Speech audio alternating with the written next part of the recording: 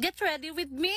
Get ready, dyan ka magaling ang paglalagay ng koloriti sa pagmumukha mo. Marami akong mga nabasa na komento ba na mag-get ready with me daw si Dorinel. Magaling ang babae na yan, ang pagpaarte sa katawan niya. Yung pinaglalagay niya yan na sa mukha niya, yung tubig na yan, naiirita talaga ako pag makita ko yan sa rip. Kay dagdag sikip lang yan sa rip.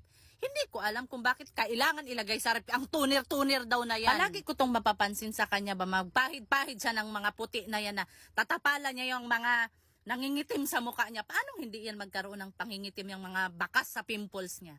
Kaya nagpupuyat. Yung pinambili niya dyan sa BB cream na daw na yan na Miska.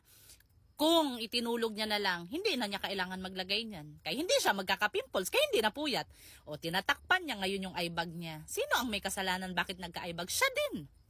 Kaya hindi natutulog sa tamang oras. Sus, Dorinel, kahit ilang beses mo patakpan yung mga eyebag mo na yan, lalabas pa rin yan. Kaya buburahin din naman ang makeup. Tignan mo ang babae. O napakaraming itatapal sa pagmumuka niya. Siya rin naman ang may gawa sa mga yan.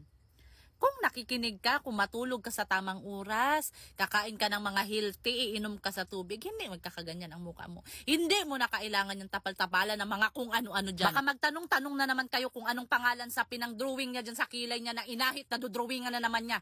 Ang nakasulat doon ay Bobby Brown. Isa pa yan sa hindi ko maintindihan. Bakit kailangan niya ahitin ang kilay niya tapos dodrawingan din niya? Ang luka. Dahil hindi man pinagpala ang babae, hindi man siya mistisa, kaya hindi pupula ang pisngi.